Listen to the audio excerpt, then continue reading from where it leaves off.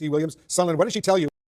CNN has a new interview with a former Sports Illustrated swimsuit model who alleges Donald Trump groped her in the 1990s. CNN's Sunlen Serfati spoke with Stacey Williams. Sunlen, what did she tell you about her encounter with Trump? Well, look, this is the first time that she's talking extensively about this. Stacey Williams claims that in 1993, she was out on a walk with Jeffrey Epstein, who she was dating briefly at the time. Now, they were walking down Fifth Avenue, she says, and Epstein suggested that they drop in and see Donald Trump in Trump Tower. What happened quickly next, she says, made her struggle with shame and embarrassment for the next 30 years.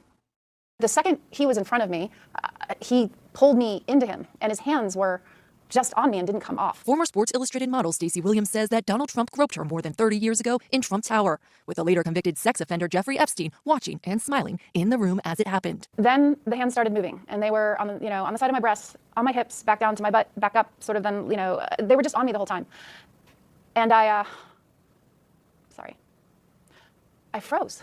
Williams has not spoken out about the incident extensively until now, and in her first on-camera interview, she tells CNN the most detailed accounting of the incident yet, alleging that in 1993, Epstein, who she was briefly dating at the time, brought her into Trump Tower. This context made no sense because the hands were on me, and then he and Jeffrey just kept talking and looking at each other and smiling. After leaving Trump Tower, Williams said that Epstein berated her for allowing Trump to touch her. I just had this really sickening feeling that it was coordinated, that somehow the whole thing was, I was rolled in there like a piece of meat for some kind of weird twisted game. Soon after the encounter, she severed ties with Epstein and said she was unaware of the kind of predatory behavior that would come to light in later years. She also says she received this undated postcard from Trump delivered to her modeling agency by courier shortly after the incident. Stacey, you're home away from home. Love, Donald. I felt sick to my stomach. Williams says she did not tell anyone about the incident for over 10 years. I felt a wave of shame, and I just couldn't think about it, face it, talk about it for a very long time. I put it in a little box inside of me, turned the key, locked it. CNN has spoken to 3 friends of Williams to corroborate her story, who each said that she told them about the incident with Trump and Epstein in 2006, 2015, and 16. The Trump campaign has denied Williams' allegations, calling it a fake story contrived by Kamala Harris's campaign. Williams' account only adding to the lengthy list of women who have alleged that Trump groped, kissed, or assaulted them. Trump has also denied those allegations. Trump, who was close friends with Epstein, once calling him a terrific guy, has long sought to publicly distance himself from Epstein since he first faced charges related to inappropriate sexual conduct with underage girls in the mid-2000s. I was not a fan of Jeffrey Epstein. Williams has been engaged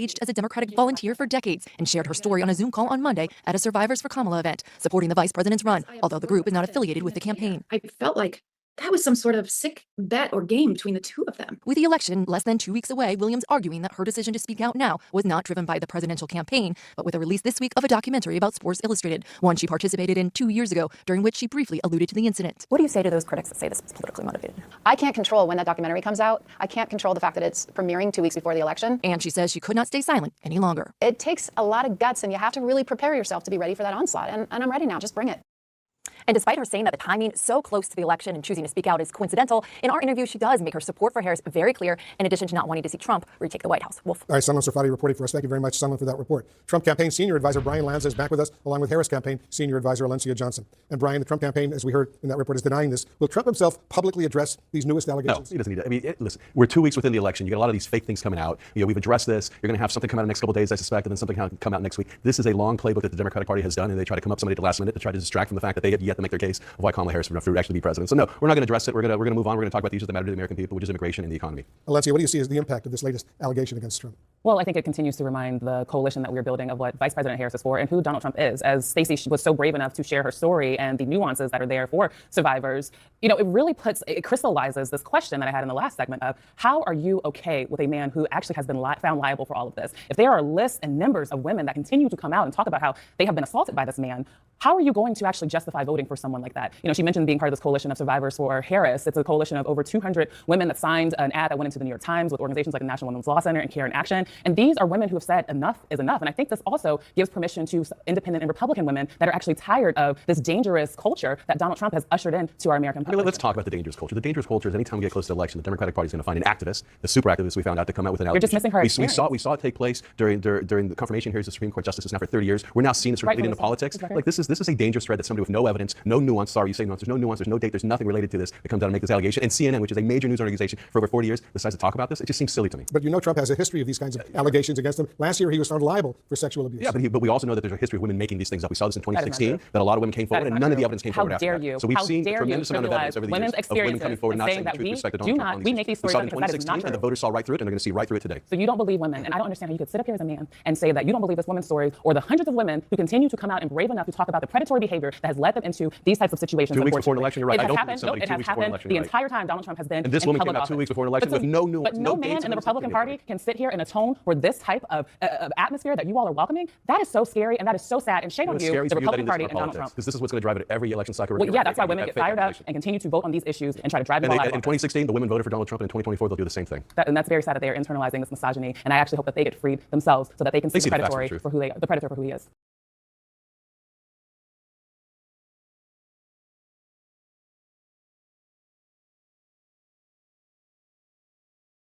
Don't skip on summer. Lock in your last-minute getaway with a TUI holiday deal. Power is a strange currency. It doesn't need a gun when it already owns your secrets.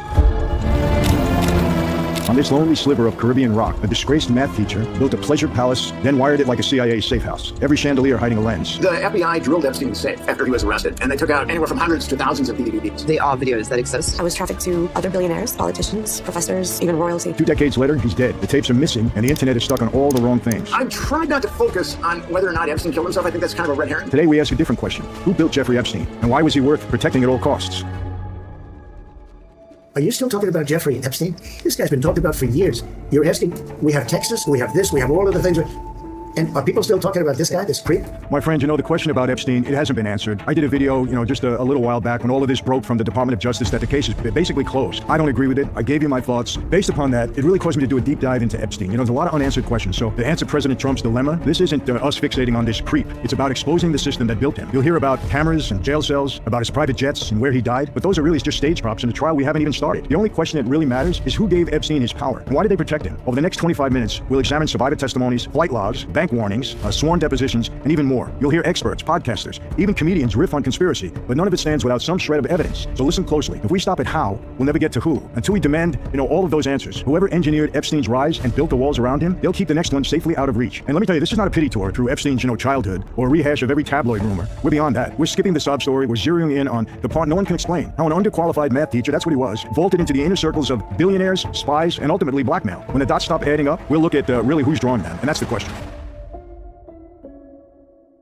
At the end of months of digging, meeting the farmer sisters, there was still this question mark. Who is this guy? He was a mysterious currency trading financier with crazy rules so that no one would ever invest with him. There's a guy, he's getting together with people and compromising, blackmailing everybody. Epstein shows up at Dalton in '74 with no degree and a gift for charm. That's all he had. Fast forward 2 years later, and the same kid is now a partner at Bear Stearns. He never passed a basic stockbroker test, all of a sudden trusted with $1 million portfolios. How do you explain that? It's like Uber hiring a guy who never took a driving test and then handing him the entire fleet of cars. It's crazy. You have no experience, and you're a teacher at Dalton. He was able, because of his intelligence, to find work at the Dalton School on the Upper East Side in Manhattan. Which is like this incredibly elite New York City private school. And then all of a sudden you're at Bear Stearns, and within 2 years, you've made partner, and you're worth hundreds of millions of dollars, and nobody knows where you made your money from. This just doesn't happen. Where did the money come from? There's always a question, where did Epstein make all his money? Nobody really knows. All these relationships that he has. I was asking about how he made his money, because I knew that he had been a teacher at Dalton School. If somebody's talking to you and you have a meter that is this doesn't make any sense. Jeffrey Epstein was a college dropout from Coney Island, from a working class family of Coney Island. This is what I see in Epstein for what it's worth. You've got basically a smart kid. Doesn't come from any particular background, but what he's good at is that he's good at numbers. And he makes friends with important people. And his career really seems to get going when he figures out new ways to dodge taxes. That's why he meets rich people, because he can come up with different strategies to avoid a tax burden. Economist Eric Weinstein, he leaves one meeting convinced Epstein was a construct, not a prodigy. My take on it instantly was this is not an actual human. Someone has created a fake human being called Jeffrey Epstein. Which leads to the real question. Who supplied the parts? Hold that thought for a minute. We'll come back to it once we see the bigger picture. And there is a bigger picture.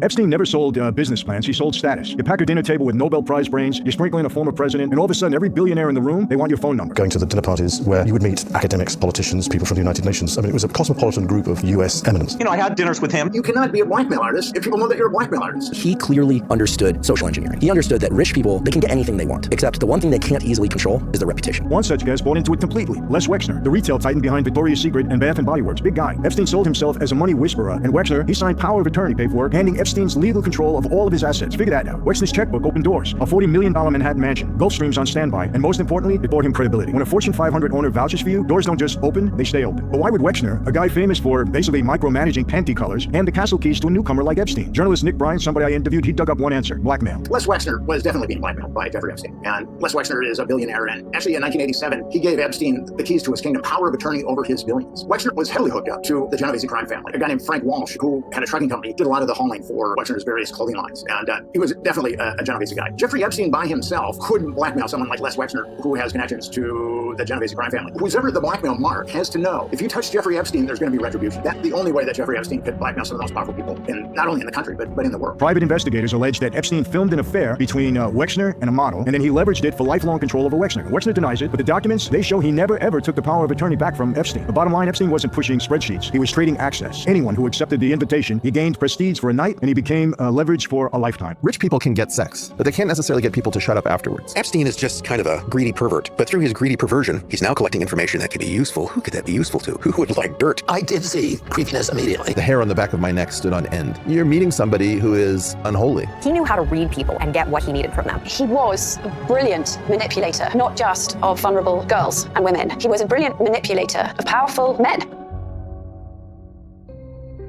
Now, with cash and credibility secured, Epstein scales up. The next move, it isn't Wall Street, it's Palm Beach. First of all, they trusted him with their money, which may or may not have been a good idea. And then they began to trust him with other confidence. And then he begins to supply them with things. Money and reputation, they bought the half, but now the pipeline needed a product. The team got $200 for the massage and another $200 for each new girl that she would bring in. I knew that I was coming here to give a guy a massage and to make $200. It was never told to me that I would be molested by this man or anything like that. By the end, dozens of kids were recruiting each other. Epstein never had to leave the house. Disgusting. Definitely targeted, children like myself that were vulnerable to him and his money. We felt like we were being helped and saved by him, and ultimately he was just preying on us.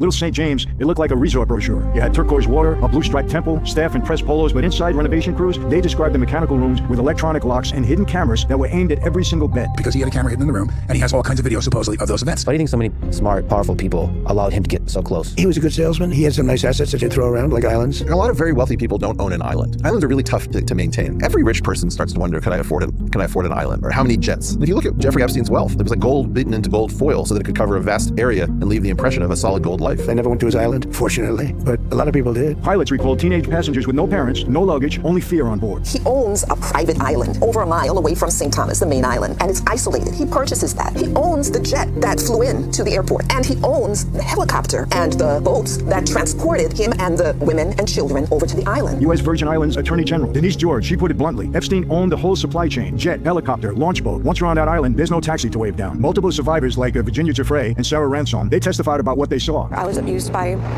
people that I can't even mention here. There's a lot of scars hidden behind those walls. It's no secret that everything was recorded. I've also seen recordings in his office. There are videos that exist. The people that know they exist, I'm sure, are very frightened of them being released. And remember Ghislaine Maxwell? How could we forget? She was the socialite turned enforcer. Court testimony shows that she handled all the logistics, recruitment, room assignments, school uniform costumes, passport confiscations, and in 2022, she gets 20 years for trafficking. But remember, not one client, not one, joins the defendant's bench. Why has Maxwell been indicted on a conspiracy and no one else has been indicted? And Maxwell helped Epstein traffic scores of underage girls for 25 years. And she was only indicted on one count of child trafficking. Little St. James, it was a factory. The product was leverage. Hours of video able to bend a prince, a physicist, or a Fortune 100 CEO to whoever owned the hard drives. You were joining this secret club. Right. You got to be made, yes. You're a made man in the mafia. And you get to do crazy things. No. It's only if we have compromise on you do you get ahead. You see it in gigs where you have to prove your loyalty and you have to do something that now they have that control. It's so that when they raise you up the ranks, they have that blackmail on you. And that's what this whole story is about from the beginning.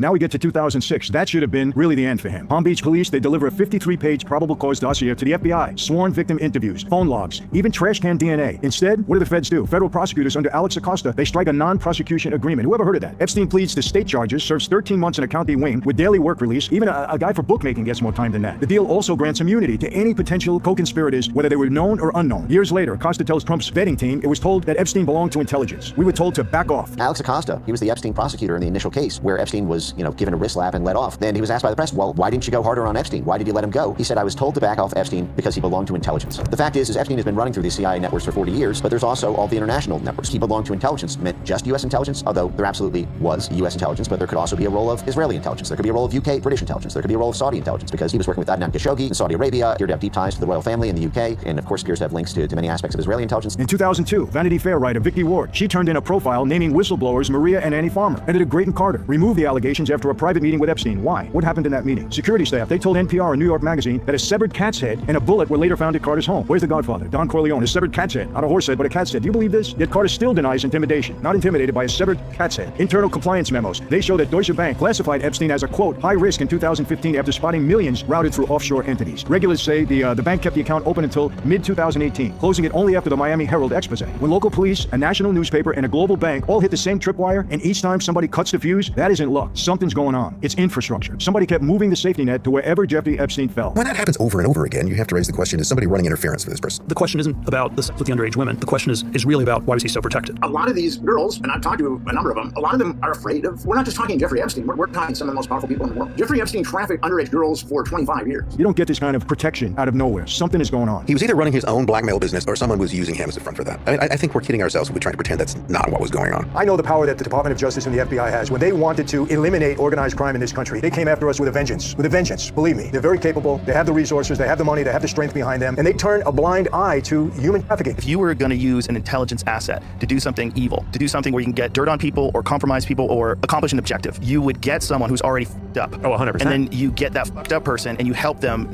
run this cult, or you help them get girls. But you intentionally keep them separate. You're not hiring them. They don't work for you. Right. They're a private entity. If he it's like wasn't, layers of obfuscation. Like if he wasn't personally a pervert, it wouldn't work. Oh, not a chance. No. Like think about, the guy gets arrested for having sex with underage girls or getting them to do happy endings or wherever he did. So he gets arrested. The real weird thing is that he just gets out and gets house arrest. And he gets a little slap on the wrist, and then he's back in action with all these rich people again. Really rich, influential people. Like Bill Gates is hanging out with him after he's already been arrested and convicted. If you're an entity that wanted full control, you wanted to control the votes of a senator, of a congressman, of a judge, or you wanted to control the money of a billionaire, or you wanted to control some royalty, if you wanted that level of control, you get them on film with a 12-year-old, you control them forever.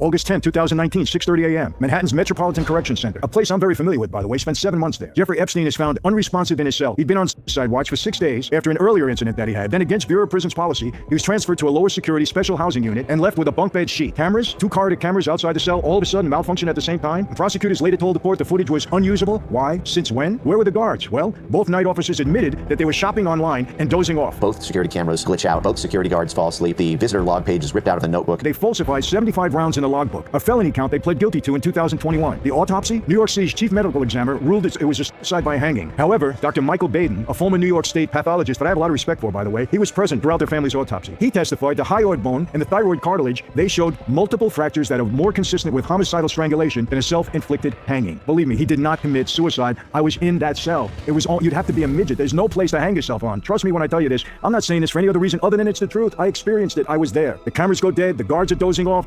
It's nonsense. You couldn't even go to you sit on the toilet there without them walking back and forth. Trust me on that. Public reaction? Same as mine. Hashtag Epstein didn't kill himself dominated social media for months. It eclipsed every other thread in the story. Cameras didn't work, and then the tapes were accidentally deleted from the first time he attempted suicide. I don't think there's any way in hell he killed himself. It was definitely a murder. We've been fuming on this conspiracy for so long. We've got footage, and you're getting it. Then you can make up your own mind. Killed himself, not killed himself. Was there a guard there? What was going on? Did he have a roommate? To me, that's all just basically a mirage for the bigger problem that's going on. I've tried not to focus on whether or not Epstein killed himself. I think that's kind of a red herring. What we need to focus on is justice for these victims. And here's the media trip. Argue suicide versus murder long enough, and nobody starts to ask who lost access to the tapes. Tens of thousands of hours of Epstein and his people having sex with underage children. Where are the I want arrests. I want those people. Kill himself, that's okay. We're not stupid. We know what happened. If they say kill himself, whatever. Maybe they gave him an ultimatum, Adam. Maybe they're like, hey, listen, we're going to shut the cameras off. You at least better do it or else it's going to be hell or high water for you. So maybe, I don't know. I don't care at this point. I want the customers. Where are the tapes? Why is everyone talking about the flight logs and the files? Where are the tapes? This guy was clearly taping people to blackmail them. The FBI agents, they removed dozens of CDs and hard drives from Epstein's Manhattan townhouse 3 weeks earlier, each labeled with a name and a date. The FBI drilled Epstein's safe after he was arrested, and they took out anywhere from hundreds to thousands of DVDs. And we know they did that, and yet no one is asking for the tapes. Defense lawyers in Ghislaine Maxwell's trial, they confirmed none of that video entered into evidence. Why not? Why not? My friends, that's textbook misdirection. You focus the country on a bedsheet knot, so no one else asks who controls the compromise. Until the perpetrators on those drives are brought to justice, suicide versus murder is a side quest. The main plot is who just lost and who now controls the leverage of a lifetime. So, we circle back to Eric Weinstein's hunch that Epstein felt like a construct, but who was the engineer? Okay, Epstein, the operator, is mapped. Now, the bigger mystery, who built the machine he ran? Take half of all the time you spend thinking about Jeffrey Epstein, talking about Jeffrey Epstein, everybody, and spend half of that time saying, what do we think about whoever was behind Jeffrey Epstein? There are 2 plausible theories that I believe, both sketched by career intelligence officers who know what they're talking about. Theory number 1, it was a state-run access operation. Seasoned intel people point out the whole operation feels like classic access work. You can't recruit a president or a prince, so you recruit the guy who parties with them, Epstein. Mossad shows up in various rumors and speculations because Ghislaine's father, Robert Maxwell, he died while under investigation as a long-time Israeli asset. And contractors who installed Epstein's townhouse cameras, they told reporters they were, quote, from an Israeli security agency. But CIA and MI6 veterans, they also say the tradecraft looks familiar to every major service. One ex-agency analyst put it to me like this: if a foreign shop is collecting blackmail on U.S. leaders, Langley's first instinct isn't outrage, it's do we already have a copy? In other words, more than one flag could have been on the play. If someone wasn't exploiting what he had available to them, somewhere there are any number of people who weren't doing their job. And I've seen this and that administration come and go, and this particular Senate committee come and go. All these people are temporary. The agency is eternal. They have the same kind of incentive that everything else does, which is to survive and grow. And any kind of information, any sort of fuel that will allow them to do that is necessary. My suspicion is that like there was probably American intelligence agencies that were aware a plot was being planned. Did they purposely let it happen so that this could, or were they pushed to let it happen? Or did they not take it seriously and then it happened and then everyone at that agency that's in a position of power is going, oh, this is my fault. I let this, okay, we got to find a way to make it seem like this is not on. My suspicion is that is most conspiracy stuff, where it's like there's some incompetence and then someone trying to cover up incompetence, and that leads to this insane conspiracy because this person's trying to protect a lie. Theory number 2, free agent blackmail merchant. Picture Epstein as a data broker in human vice. Royal video goes to one buyer. Silicon Valley footage goes to another. Political leverage, it's sold by the terabyte. One former NSA agent told Vanity Fair Epstein didn't care who the customer was as long as they wrote the check. Governments, hedge funds, opposition researchers, you name it. He didn't need a single puppeteer when the market itself kept him in business. That's the bottom line. And here's what we can actually see in the paper trail. No theories, just receipts. First, the flight logs. 30 plus same-day international trips where Epstein's jet, it touched down in one country at breakfast and another by dinner. Russia in the morning, Israel that night. Wheels up again before sunrise. Anyone who's ever waited in a customs line, you know you don't move that fast unless somebody's waving you through. I know that for a fact. I'm always in customs lines. Over in New Mexico, county permits list a helipad engineered to Pentagon specs. Why is that? That's massive overkill for a private chopper, but it's perfect if you want aircraft coming and going without ever hitting a public runway. Trial exhibits add another clue. Guest list. At least 6 researchers who held live Pentagon or DARPA grants show up as visitors to Little St. James. Epstein, he wasn't just quoting playboys. He was collecting scientists working on government projects. Even the banks noticed the pattern. Compliance teams at JP Morgan and later Deutsche Bank, they flagged his offshore wires for review years before he was arrested. The alerts went upstairs and the account stayed open anyway. Put it together in a picture forms. It doesn't prove Mossad or CIA or some Bond villain startup, but it does tell us Epstein moved through airports, laboratories, and bank lobbies like a man who never expected to hear the word no. Somebody kept the lane clear. Rather than trying to figure out what's true and what's false, just consider that there are a range of possibilities. That's what exists. And then try to calculate which of those range of possibilities seems more likely. Can someone give us a definitive answer so that we can stop asking the question? The Epstein case is very, very, very recent, and the people involved are all alive and well, and many of them in very powerful positions in the U.S. government and internationally. There's a major yearning right now to get to the end of the movie where we find out everything that happened, you know, and I think it's great that people have that desire, and I hope more and more does come out. I think the truth is that with any intelligence operations, we're probably never going to know all of the details of exactly what happened. Look, Epstein's gone, but the hard drives the feds pulled from the townhouse, they're not gone. Whoever sits on that archive can still tug a senator's vote. It can nudge a tech billionaire's merger, maybe whisper in a judge's ear, who knows? Until those tapes surface, every powerful name on the Epstein list, and there is a list, is just one phone call away from cooperating. So no, we don't finish with a tidy answer. We finish with a to-do list. Follow the postmortem money, his estate, the trust, the odd wire transfers that kept surfacing. Each one is a breadcrumb. Unseal the drives. Congress actually has the power to demand them. Why are they not demanding them? Public pressure, that's the fuel to make them try. We got to keep the pressure on. And watch the pattern. When you spot another overnight success, mysterious wealth, instant VIP access, legal problems that just melt away, ring the alarm, my friends, before they start wiring chandeliers with cameras. Because the next Epstein, he's already auditioning, unless we find out who held the door open the first time. That's the end of this story. It's not the end of Epstein's story. Trust me on that. We have so many unanswered questions. There is a client list. There is a flight log. No doubt about it. There's so many unanswered questions here. And why do we need these questions answered? Because nobody, I don't care how much money you have, I don't care how much power you have, I don't care what elite group you belong to, nobody has the right to abuse young women, young girls. Nobody. And that's what we need to find out. These people need to be held accountable. It has to stop, because if we don't put a stop to it, it's going to continue to go on. Young girls being trafficked and abused. And these men, women, whoever they might be, need to be held accountable. That's why the Epstein story should not die. We deserve full disclosure on this. And I really hope this administration, they need to come to their senses and give it to us. It's important. We cannot let this go away, my friends. That's my ending to my story with it. Hopefully it's not the ending to Epstein's story. Take care.